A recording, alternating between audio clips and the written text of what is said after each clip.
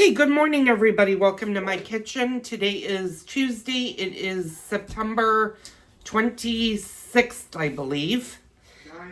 26th. Okay, my husband just said, the 26th. It's very cloudy here. It's also raining, and we've been getting storms off and on. As you can see, the ceiling is done in the background. I'm very, very pleased with how it looks. This is the first time in probably, 10 years since the ceiling has actually been flat. It started peeling quite a while ago, but it progressively got worse. So hopefully, it'll do better. There are a few spots, and I'm going to kind of angle you guys over here, and I don't know if you can see right in here. That's where I couldn't get the paint off, so I just had to go over it with the primer and stuff. You won't really see that because eventually that's going to have a new light cover and a new I don't know what they call the cylinder thing that goes in there, recess light, but we're gonna put a brand new one in there. I'm gonna take the old one out, replace it with something newer, maybe one that changes colors, high tech, and do that for the kitchen. I need to put the plastic back on. We unfortunately,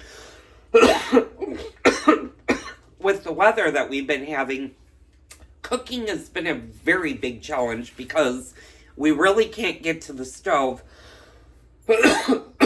and the refrigerator is pulled out, so it's harder for us to get into things. And last night my husband decided to do Italian sausages on the stovetop, and because it's raining, my grills, I don't usually barbecue when it's raining because it's hard to light up the eggs outside. So today, I think today is going to be a day off just to allow the ceiling's first coat to fully dry. And because there's moisture in the air, I think I'm going to wait to paint it until tomorrow.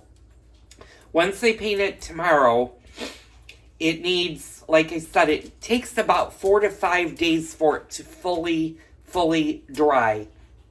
And this is a quicker paint that does dry pretty quick. I mean, if I run my finger on the ceiling right now, you can see I don't have any paint. So it is dry, but it needs to go through what's called a cure period. And a cure period basically just means that it's absorbing any moisture left over. It's adhering to the primer. It's adhering to the drywall.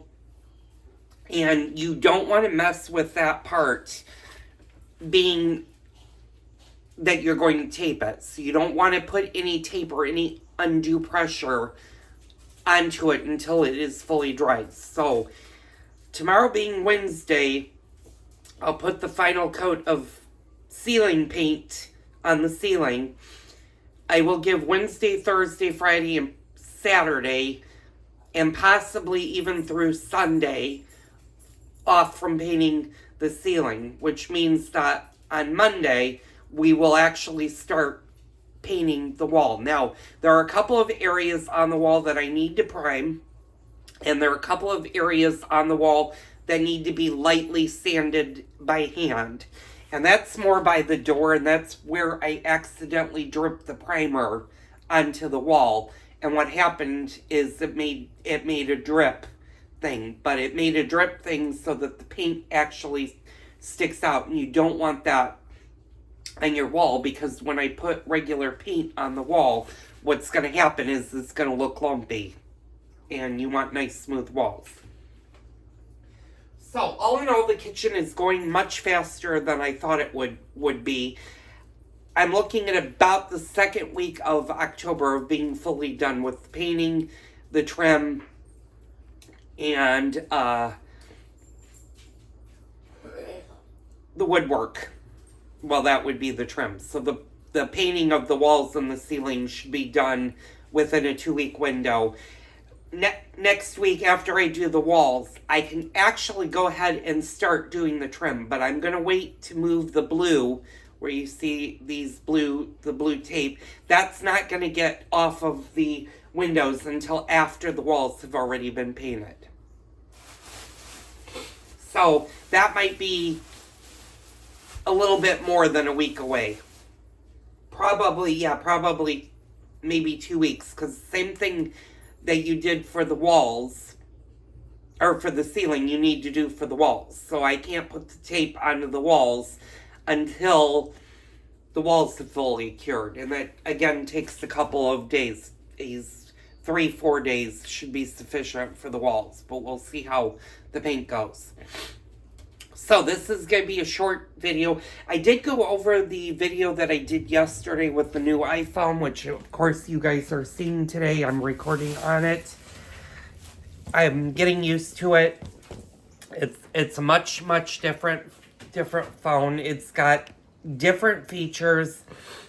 And I realized when I was editing and watching today's video, or the video that you guys saw that I posted on Tuesday, I didn't actually get into the basics of why we decided to switch from the 12 Plus to the 15. And the biggest reason I decided to switch, and I may have mentioned this a long time ago, when the 12 first came out, I jumped the gun when I purchased it.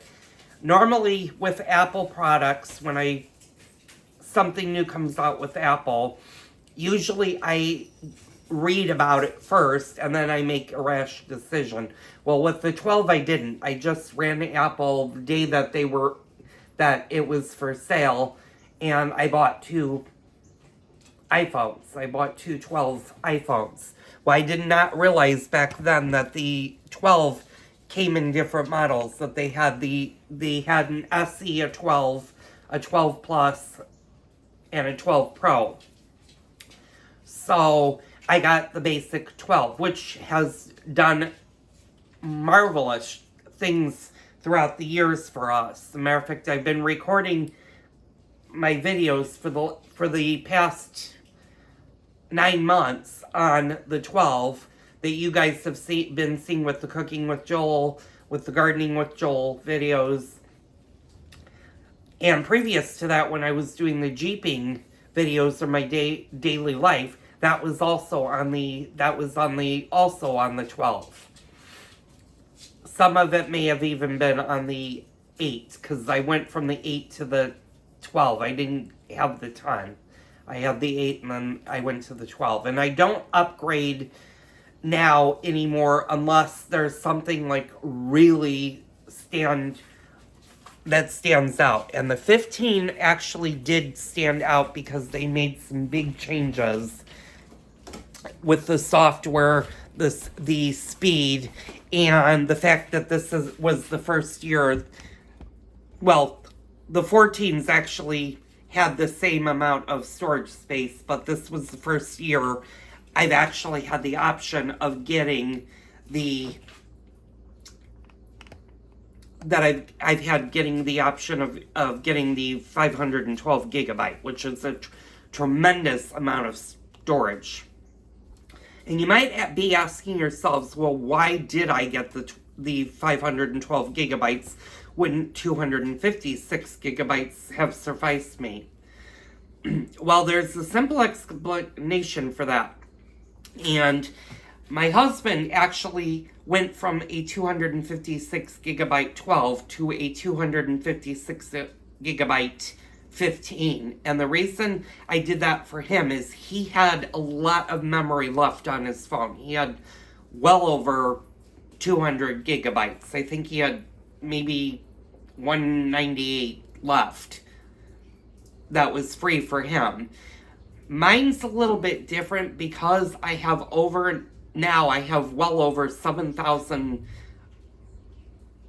photos, but I also have, I think I have 500 and some odd videos. And every time I do a video for you guys on YouTube, it takes up room on my phone. Yes, I edited it on my MacBook Pro and I uploaded on my MacBook Pro, but my photos and my videos are still actually sitting on my phone. I'm not transferring them over to an external, although I when I do the videos for you guys on YouTube, I do actually put them in a folder and I do transfer those folders with the videos over to an external storage drive. So for me, when I had the 256 gigabytes, I had already used about 145 gigabytes of that, and every time I did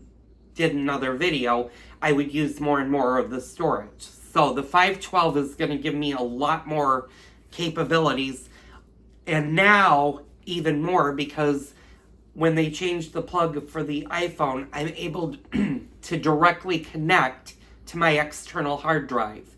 So I can actually transfer everything directly from my phone directly to the external hard drive, and I don't need the computer as like the middleman. So that's why we switched to the 15.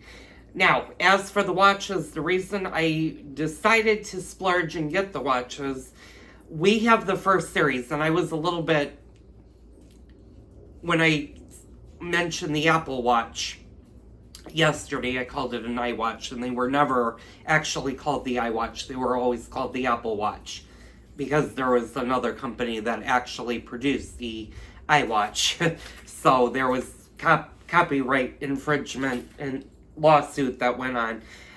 I said the first series came out in 2010, 2011. I was wrong. It came out in 2014.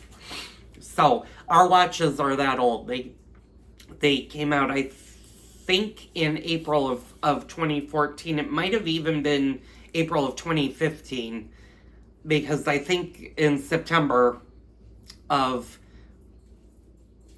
2014 was when Tim Cook did it, because Steve Jobs had already passed away. And it was Tim Cook that actually brought out the watch and not Steve Jobs. So, because our watches are so old, they still do work.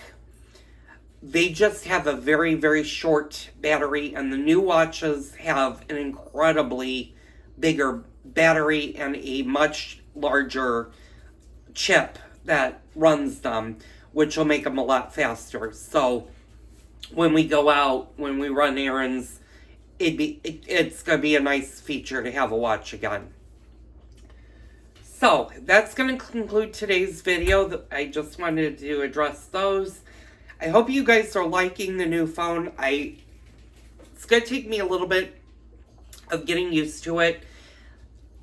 Eventually, I will probably start to incorporate both the phone and the camcorder and maybe do dual shots and edit. We'll see how that goes. I know the camcorder does not have the same great capabilities that the iPhone now has, and the iPhone actually is in line with a pro camera, or at least that's what Apple has said if you watched any of their keynote addresses. So anyway, I'm going to wrap this up for today. I'm going to take a few days off. Like I said, you don't really need to see the second coat go onto the ceiling. Now that it has its first coat, it's just going to dry. I will be back in about 4 or 5 days once I start to tape the ceiling. I'm going to take you through the taping. It's pretty much the same as this. It's a little bit more tricky, though, to do a ceiling. I'll show you how to do that. If you've never done a ceiling before, stay tuned. I'll show you how to do that. And then we'll be ready to start doing the walls. So it's coming along. So thank you for tuning in. Don't forget to hit the like button. Don't forget to hit the subscribe button. And don't forget to leave me a nice comment down below. I love reading you guys' comments. I know I said that in yesterday's video, and I'm saying that again today. You guys leave me great posts. I really appreciate it. And I will see you on the next Cooking with Joel or Kitchen Remodel Update video.